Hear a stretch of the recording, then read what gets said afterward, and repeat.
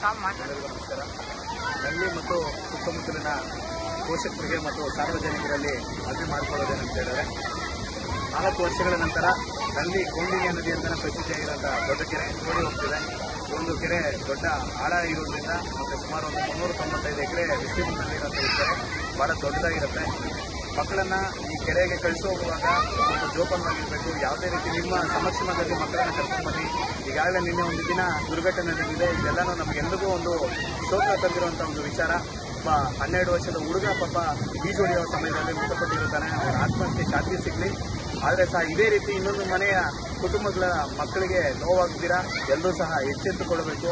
ಕೆರೆ ಹತ್ರ ಇಲ್ಲಾಂದರೆ ನೀರ ಹತ್ರ ಹೋಗುವಾಗ ಪೋಷಕರ ಗಮನವಿಲ್ಲದೆ, ತಮ್ಮ ಕಾಳಜಿ ಇಲ್ಲದೆ ಯಾರೂ ಸಹ ಮಕ್ಕಳನ್ನ ಕಳಿಸ್ಕೊಡ್ಬೇಡ್ರಿ. ಇದು ಸುತ್ತಮುತ್ತಲಿನ ಎಲ್ಲ ಕೆರೆಗಳು ಸಹ ಹರಿದು ಕೋಡಿ ಹೋಗ್ತಾ ಇರುತ್ತೆ. ದಯವಿಟ್ಟು ಎಲ್ಲ ಪೋಷಕರು ಎಚ್ಚೆತ್ತುಕೊಂಡು ತಮ್ಮ ಮಕ್ಕಳ ಬಗ್ಗೆ ಸ್ವಲ್ಪ ಕಾಳಜಿ ವಹಿಸಲು ಪ್ರಾರ್ಥನೆ ಮಾಡ್ತಾರೆ. ಧನ್ಯವಾದಗಳು.